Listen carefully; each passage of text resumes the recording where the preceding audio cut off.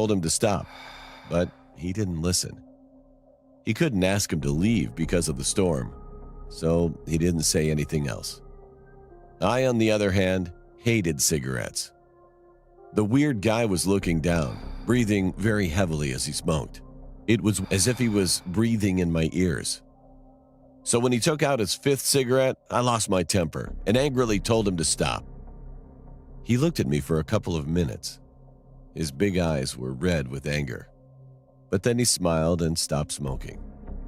His smile was unnerving. I sat down again and distracted myself on my phone. Shortly afterwards, my friend called me, asking why I hadn't reached their place yet.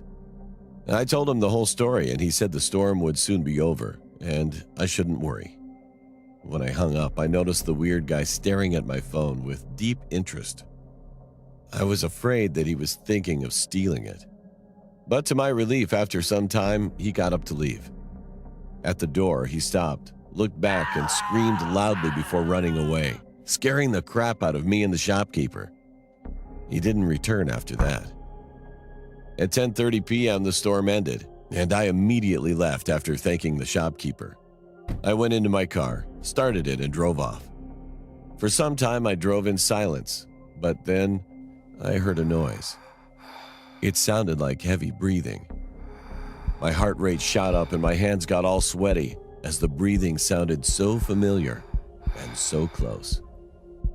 I looked through my rearview mirror and screamed.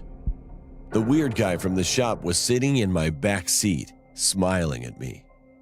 I pressed the brakes very hard, got out of the car, and started running.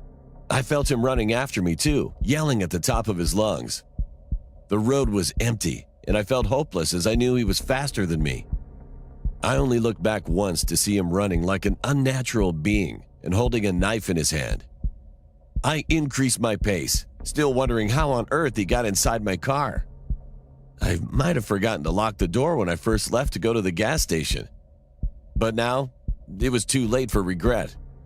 My life was at risk because some psychopath was after me. Then I saw some headlights at a distance. I started waving my hands like a maniac, screaming for them to stop. They did, and it turned out to be my friend. He had come to pick me up as he was worried since I was pretty late and thought something went wrong. I looked back, and I saw that guy was gone. I got inside my friend's car and told him everything. He called the cops, and they arrived shortly after. We all went to my car first and noticed some marks made by a knife in the back seat. The cops couldn't find the guy anywhere. After some investigation, they let us leave. I drove my car, and my friend drove his car back to his place.